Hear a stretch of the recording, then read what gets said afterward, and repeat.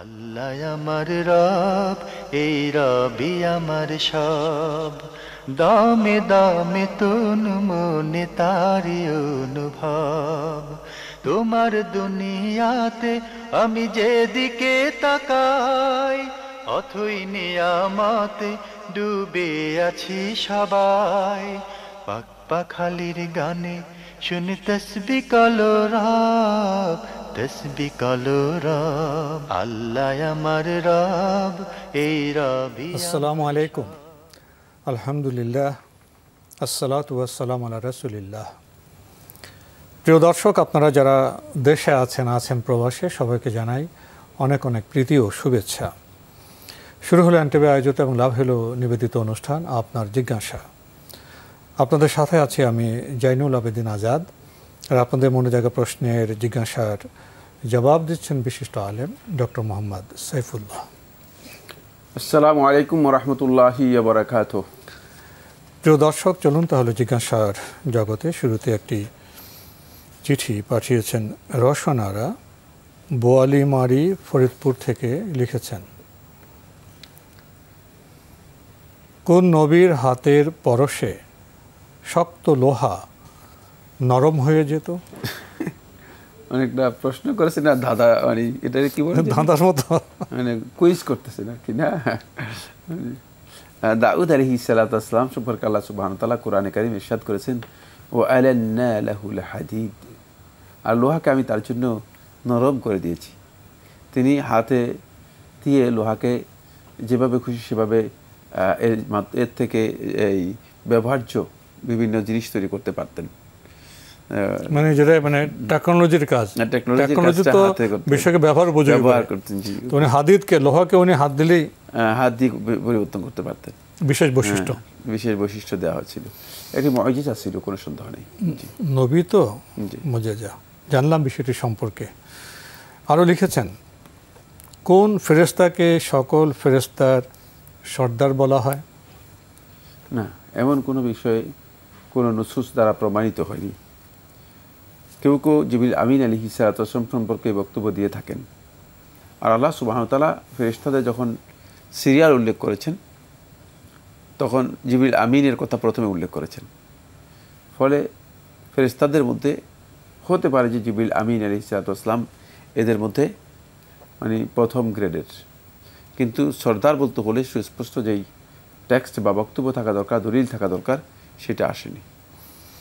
আরও লিখেছেন, দ্বিতীয় আদম কাকে বলা হয়? দ্বিতীয় আদম বলা হয় থাকে নূহ আলাইহিস সালাতু ওয়াস সালামকে, যেহেতু আউয়ালু রাসূলিন ফিল আরদ, পৃথিবীতে সর্বপ্রথম রাসূল ছিলেন তিনি। আদম আলাইহিস সালাতু ওয়াস সালাম পরে নূহ আলাইহিস সালাতু ওয়াস সালাম পৃথিবীতে সর্বপ্রথম রাসূল। রিসালাতের দায়িত্ব তাকে দিয়ে শুরু করা হয়েছে, এই জন্য নূহকে দ্বিতীয় আদম হিসেবে আখ্যায়িত করা হয়ে থাকে। জি। এরপর আরও প্রশ্ন করেছেন, কোন নবীর পিতা ছিল না? ঈসা আলাইহিস সালাম বাবা ছিল না, কিন্তু আমরা জানি। আর দরকার নেই। শেষে আপনি যে প্রশ্নটি করেছেন, জান্নাতুল বাকি কি? জান্নাতুল বাকি বলতে কোনো জান্নাত নেই। জান্নাতুল বাকি এই ধরনের কোনো কথা কোরআন এবং হাদিসের কোথাও আসেনি। এটা হচ্ছে বাকি আল গারকাত। বাকি আল গারকাত হচ্ছে মদিনাবাসীর একটি কবরস্থানের নাম। এটাকে মাকবারাতুল বাকি বলা হয় থাকে, বাকি কবরস্থান। জি। আসুন প্রিয় দর্শক, আমরা জীবন ঘনিষ্ঠ ইসলাম বিষয়ক প্রশ্ন করি, তাহলে আপনার প্রশ্নের মাধ্যমে আমাদের লক্ষ লক্ষ দর্শক উপকৃত হতে পারবেন। আমাদের হাতে আরও একটি ইমেল পাঠিয়েছেন মাসুম নাদিম। লিখেছেন, রাসূল পাক সাল্লাল্লাহু আলাইহি ওয়াসাল্লামের ইন্তিকালের পর সাহাবী, তাবেঈন এবং কোনো অলির সাথে কখনো কোনো ফেরেশতার সাক্ষাৎ হয়েছিল কি? রাসূলুল্লাহ সাল্লাল্লাহু আলাইহি ওয়াসাল্লাম ইন্তিকালের পরে সাহাবী, তাবেঈ অথবা কোনো অলির সাথে কোনো ফেরেশতার সাক্ষাৎ হয়েছে কি? না, এ বিষয়ে আমার জানা নেই। এ বিষয়ে অনেক দীর্ঘ বিষয় মানে রয়েছে। কারামাতুল আউলিয়া, ইমাম লালেকাই রাহিমাহুল্লাহ তাআলা একটি কিতাব লিখেছেন 11 খণ্ডে, এবং এটি পরিচিত একটি কিতাব।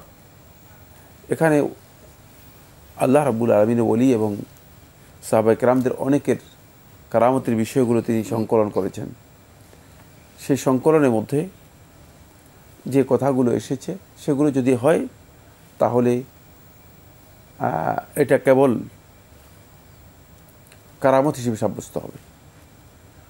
এই উদ্দেশ্যে নয় যে নবী সাল্লাল্লাহু আলাইহি ওয়াসাল্লামের কাছে যে রিসালাত এবং নবুয়তের জন্য যে ওহী আসতো, এই ওহীর উদ্দেশ্যে মূলত কোনো ফেরেশতা অথবা কারো সাথে কোনো ব্যক্তির তাবি অথবা সাহাবী সাক্ষাৎ হয়েছে, এটা নয়। এটা হয়তো কোনো কারামত, সুনির্দিষ্ট কোনো ঘটনার কারামত হতে পারে।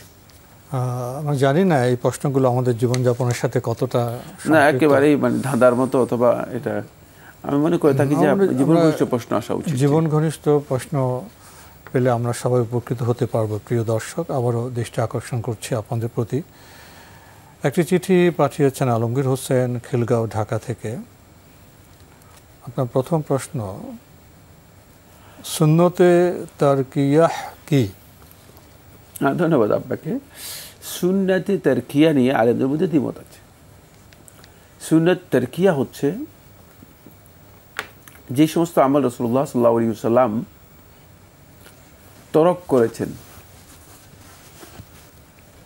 কোনো ধরনের মানে কোনো ধরনের প্রতিবন্ধক অথবা বাধা ছিল না,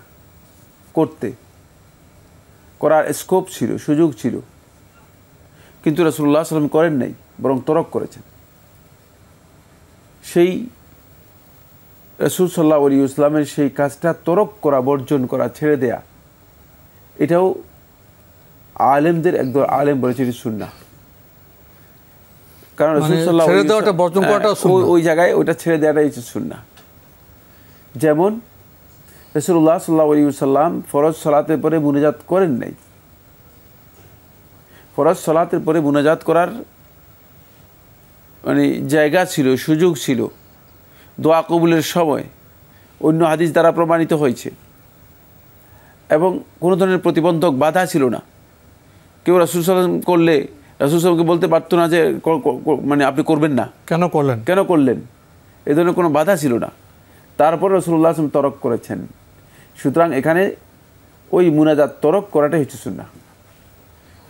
আমার মনে হয় এই ধরনের উদাহরণ আমরা বুঝতে পারি। যেমন জানাজা সালাতের মধ্যে আজান, জানাজা সালাতের মধ্যে কেউ যদি মনে করেন যে মানে লোক দেখতেছি অনেক কম, তো আজান দিয়ে দিই, আজান দিয়ে দিলে মানুষরা নামাজ মনে করে চলে আসবে, তারপরে জানাজার সালাত হবে না।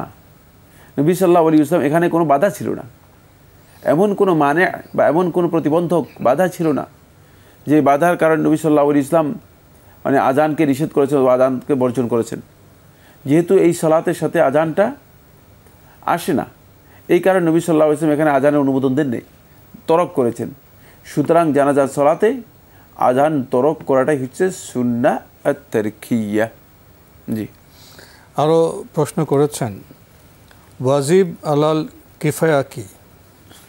ওয়াজিব আলাল কিফায়া হচ্ছে ওই ফরজ, যে ফরজ মানে কিছু সংখ্যক লোক আদায় করলে আদায় হয়ে যাবে, কিছু সংখ্যক লোক আদায় করলে সেই ফরজ আদায় হয়ে যাবে, এটাকে ওয়াজিব আলাল কিফায়া বলা হয়ে থাকে। তবে ওয়াজিব আলাল জামাআ বলা হয়ে থাকে।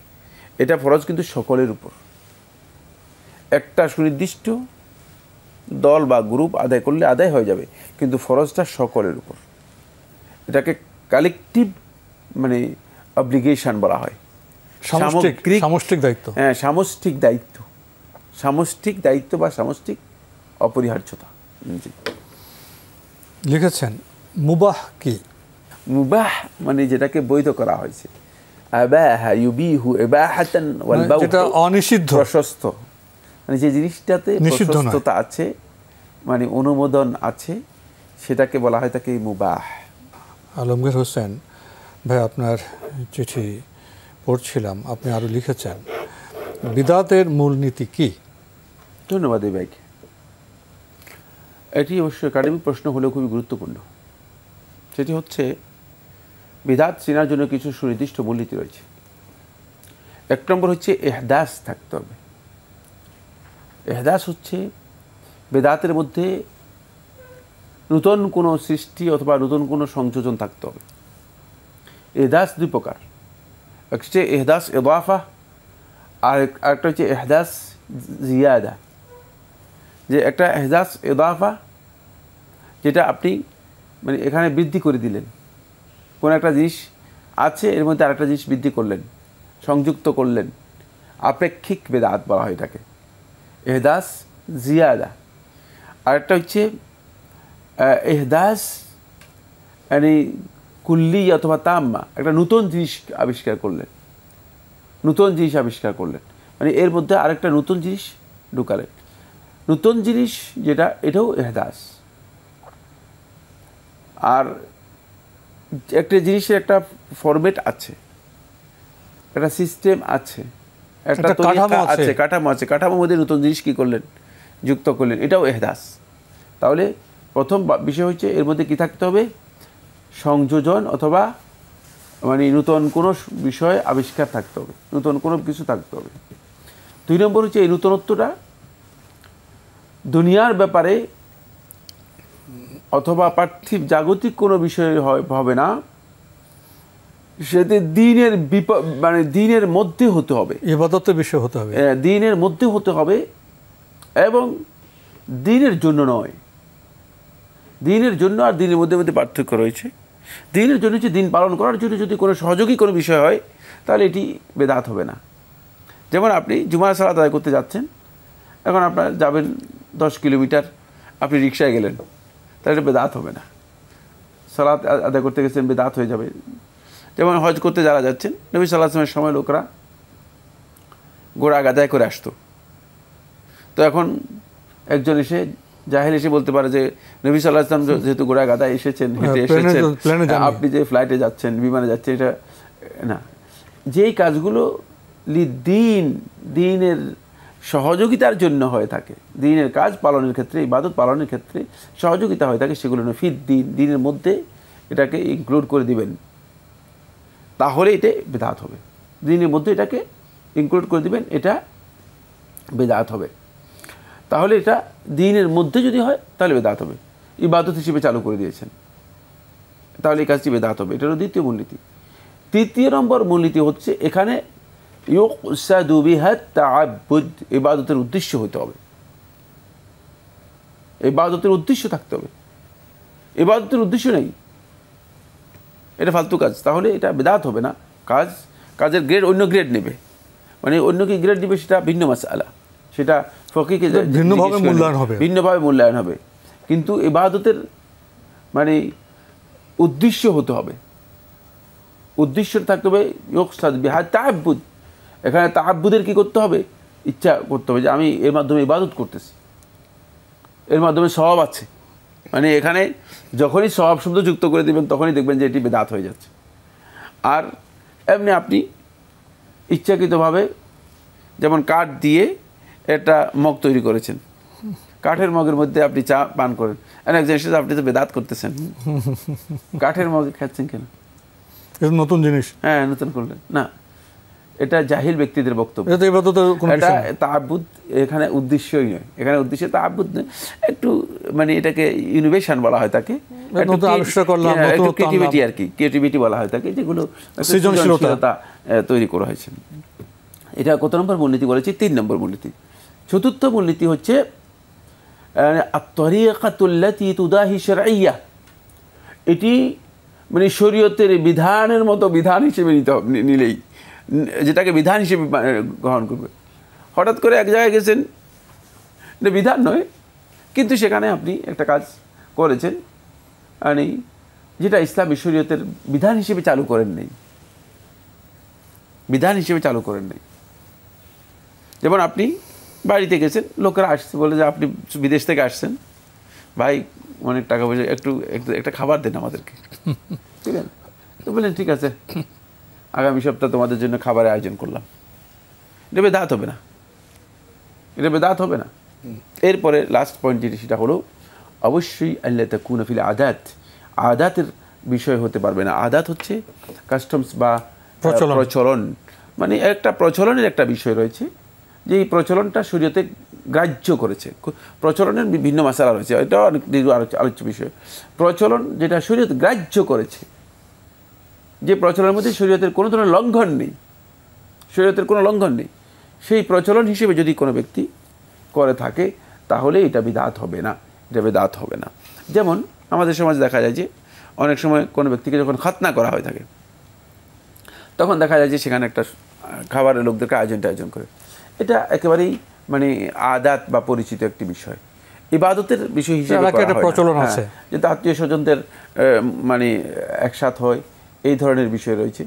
যদি ইবাদতের কোনো শারঈয়া এখানে না থাকে, কোনো ধরনের উদ্দেশ্য না থাকে, তাআব্বুদ না থাকে, তাহলে এটি বেদাত হবে না, যেহেতু এটা আদাতের সাথে জড়িত বিষয়।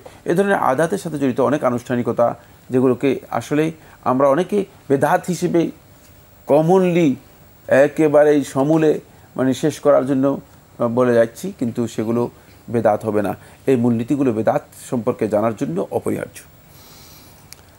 আমরা জানলাম বিষয়টি সম্পর্কে। প্রিয় দর্শক, ভাই আলমগীর হোসেন আপনি সবশেষে লিখেছেন, কোন প্রক্রিয়া দেখা দিলে হাদিসকে সহি বলা যাবে, আবার কোন প্রক্রিয়া দেখা দিলে হাদিসকে সহি বলা যাবে না?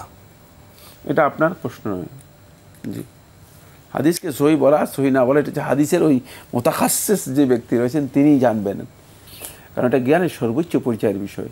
হাদিসের সর্বোচ্চ জ্ঞানের বিষয় হচ্ছে এটি, হাদিসের সর্বোচ্চ জ্ঞানের বিষয় হচ্ছে এটি। এটা মানে আপনার আমার আলোচ্য বিষয় না, এটা হচ্ছে লিকুল্লি ফান্নিন রিজাল, এর জন্য সুনির্দিষ্ট একটি দল আছে যারা এই বিষয়ে সর্বোচ্চ গবেষণা উত্তীর্ণ হয়েছে। অনুষ্ঠানে কি এই প্রশ্ন করা যায়? এটা জবাব আপনি কিভাবে? না, তিনি হয়তো মনে করেছিলেন একটা প্রক্রিয়া আছে, এখানে আমি এইভাবে দেখলাম আর বলে দিলাম এটা সহি। না, এই ব্যাপারটা এমন নেই। এটা হচ্ছে বিশাল একটি জ্ঞানের সাথে জড়িত, অসংখ্য জ্ঞানের সমন্বয়, মানে সর্বশেষ যেই সিদ্ধান্ত আসে সেই সিদ্ধান্তের নাম হচ্ছে হাদিসটা সহি। আর অসংখ্য জ্ঞানের মাধ্যমে সর্বশেষ যেই সিদ্ধান্তে কোনো একজন মুহাদ্দিস উপনীত হন, সেই যে হাদিসটা দাঈফ সেটার নাম হচ্ছে হাদিসের মানে সহি এবং তাসহিহ এবং তাদঈফ, মানে সহি এবং সহিকরণ অথবা দাঈফ বা দুর্বলকরণের প্রক্রিয়া। এটা অনেক দীর্ঘ একটি বিষয়, অনেকগুলো জ্ঞানের সাথে জড়িত, এটা সর্বোচ্চ পর্যায়ের ইলম। আমরা জানলাম বিষয়গুলো সম্পর্কে। প্রিয় দর্শক, আমাদের হাতে আরও একটি ইমেল, এটি পাঠিয়েছেন রাজীব হাসান। আগের ইমেল আপনার আরও একটি প্রশ্ন রয়ে গিয়েছিল। আপনি লিখেছেন, ইসলাম মানতে হলে কি দল করতেই হবে? দল ছাড়া কি ইসলাম পালন হারাম? এক আলেম বললেন যে ব্যক্তি দল ছাড়া মারা যাবে সে জাহান্নামী, সে জাহান্নামী, সে জাহান্নামী। এই কথা তিনি 3 বার বললেন। এই কথা কি ঠিক? আর দল করলে কোন দল করব? ধন্যবাদ এই ভাইকে। আপনি প্রশ্ন করেছেন ইসলাম মানতে হলে কি দল করতে হবে? না, ইসলাম মানতে হলে দল থেকে বাঁচতে হবে। দল তো করতেই হবে না, বরং দল থেকে বাঁচতে হবে। কারণ ইসলাম দলাদলিকে, বিভিন্ন দল উপদলে বিভক্ত হওয়াকে, বিভক্তিকে ইসলাম হারাম করেছে। ওয়াতাসিমু বিহাবলিল্লাহি জামিআন ওয়ালা তাফাররাকু। সুতরাং দল করে কোনো ব্যক্তি আল্লাহ রাব্বুল আলামিনের রজ্জুকে, হাবলুল্লাহকে আঁকড়ে ধরতে পারবে না। তাই কেউ যদি বলেন যে দল করে আমি কাজ করব, এটা শুদ্ধই না। আর কেন দল করবেন? তিনি কি মনে করেন যে ইসলাম অপরিপূর্ণ বা ইসলামের মধ্যে কোথাও না কোথাও সমস্যা আছে যার কারণে দল করতে হবে? প্রশ্নই আসে। তাহলে তিনি ইসলাম সম্পর্কে যেভাবে জ্ঞান অর্জন করার কথা সেটা জ্ঞান অর্জন করতে পারেন। এরপর যে মাসআলাটি বা যে বিষয়টি আপনি উল্লেখ করেছেন সেটি ভয়ঙ্কর। সেটা হলো, যারা এই দলাদলিতে মানুষদেরকে বিভক্ত করছে তারা জামাত এবং বাইআতের হাদিসগুলোকে তারা চরমভাবে বিভ্রান্ত অর্থে প্রয়োগ করে এগুলোকে মানুষের মধ্যে ব্যাপক একটা বিভ্রান্তির কারণে পরিণত করছে। জামাত মূলত মুসলিম রাষ্ট্রের সামগ্রিক যে ঐক্য রয়েছে, অবকাঠামো আছে, সেটাকে বোঝায়। আর বাইআত কেবলমাত্র মুসলিম রাষ্ট্রের ওই শাসক যেই শাসকের ব্যাপারে মুসলিমগণ ঐকমত্যে পৌঁছে তাকে খেলাফত অথবা আমারত অথবা সুলতানাতের ক্ষমতা তাকে হস্তান্তর করেছে তাকে বুঝায়, তার হাতে বায়াত গ্রহণ করাকে বোঝায়। এই দুটি জিনিসকে এমনভাবে আমাদের দেশে খিচুড়ি বানানো হয়েছে, এই দুটি দিয়ে খিচুড়ি বানিয়ে বিভিন্ন জন বিভিন্নভাবে ফায়দা, বিভিন্নভাবে স্বার্থ উদ্ধার করার অপচেষ্টা চালাচ্ছে। সেখানে রাসূলুল্লাহ সাল্লাল্লাহু আলাইহি ওয়াসাল্লাম যেখানে জামাত কথাটি উল্লেখ করেছেন, যে জামাতের উদ্দেশ্য হচ্ছে মুসলিম উম্মার আস-সাওয়াদুল আযম, গোটা জনগোষ্ঠী সবাই যেখানে ঐক্যবদ্ধ থাকবে, সেটাকে বোঝানো হয়েছে। সেটাকে একটা দলের মধ্যে নিয়ে এসে তার অনুবাদ করা হচ্ছে দল, যেটা উম্মার সমষ্টিকে বোঝায় সেটাকে দল হিসেবে অনুবাদ করে তারপরে তিনি দলের হাদিসকে তিনি মন গড়া ব্যাখ্যা করে বলছেন যে যদি দল না করে তাহলে সে জাহান্নামী হয়ে যায়। নাউযুবিল্লাহ। পুরা বিষয়টাই বিভ্রান্তিকর, পুরা বক্তব্যই ভুল। এরপরে জাহান্নামী জাহান্নামী জাহান্নামী তিনবার রাসূলুল্লাহ সাল্লাল্লাহু আলাইহি ওয়াসাল্লাম কোনো হাদিসের মধ্যে বলেছেন, আমার জানা নেই। যে টেক্সটটি তিনি উল্লেখ করেছেন এটি তার মন গড়া বক্তব্য, মন গড়া বক্তব্য। এবং যারা এই কথাগুলো বলেন মানুষদেরকে, তারা মানুষদেরকে হেদায়েত থেকে বিচ্যুত করছেন। তাদের চেতনাগত ভুল আছে, তাদের আকীদাগত ভুল আছে, তাদের আদর্শিক ভুল আছে, আর রাসূল সাল্লাল্লাহু আলাইহি ওয়াসাল্লামের হাদিসের জ্ঞান তাদের একেবারেই নেই, অভাব রয়েছে। আসলে এই বিষয়ে আরও কথা বলার প্রয়োজন ছিল, কিন্তু সময় একেবারে শেষের দিকে। তো একটি কথা তো আমাদের সমাজে প্রচলিত আছে, ইসলামে জামাতবদ্ধ জীবনযাপনের কথা বলা হয়েছে।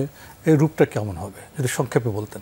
জামাতবদ্ধ রূপ হচ্ছে গোটা মুসলিম উম্মাহ একটি সমষ্টি থাকবে, কোনোভাবে আলাদা কি হবে না, কোনো গ্রুপ বা দল হবে না। এটা হচ্ছে জামাত। তো বলে দিলাম, জামাতের অর্থ বলে দিয়েছি। তো আজকে আমাদের জামাতুল মুসলিমিন বলা হয় থাকে। মুসলমানদের জামাতটা হবে, সবাই ঐক্যবদ্ধ থাকবে, সামগ্রিকভাবে যে ঐক্য রয়েছে সে ঐক্যকে আল জামা আবার হয়ে থাকে। আজকে আমাদের এখানে শেষ করতে হচ্ছে। আপনাকে অনেক ধন্যবাদ। আপনাকে অনেক ধন্যবাদ। প্রিয় দর্শক, আমরা দেখছিলাম এনটিভি আয়োজিত এবং লাভ হলো নিবেদিত অনুষ্ঠান আপনার জিজ্ঞাসা। আমাদের অনুষ্ঠান আপনারা এনটিভি অনলাইনেও দেখতে পারবেন। ভিজিট করুন www.ntvbd.com। এছাড়া ইউটিউবে এবং আমাদের ভেরিফাইড ফেসবুক পেজে অনুষ্ঠান দেখতে পারবেন। মুসলিম উম্মাহ জামাতবদ্ধ থাকবে, ইসলামের স্বার্থে তারা নিবেদিত হবে এবং জীবনযাপনের বিচিত্র সম্পর্ক সূত্রে আলো নেবে কোরআন থেকে, সুন্নাহ থেকে এবং আমাদের প্রিয় নবী হযরত মুহাম্মদ মুস্তাফা সাল্লাল্লাহু আলাইহি ওয়াসাল্লামের জীবনী থেকে। চিঠি লিখুন, প্রশ্ন পাঠান আমাদের ঠিকানায়। পরিচালক আপনার জিজ্ঞাসা, এনটিভি, বিএসসিসি ভবন, 7ম তলা, 102 কাজী নজরুল ইসলাম এভিনিউ, কারওয়ান বাজার, ঢাকা 1215। ইমেল অ্যাড্রেস আপনার জিজ্ঞাসা @ntvbd.com। প্রিয় দর্শক, মহান আল্লাহ আমাদের সবাইকে নিরাপদে রাখুন, রাখুন শান্তিতে। আসসালামু আলাইকুম। আল্লাহ আমার রব, এই রবি আমার সব, দামে দামে তুন মনে তারি অনুভব। আল্লাহ আমার রব, এই রবি আমার সব।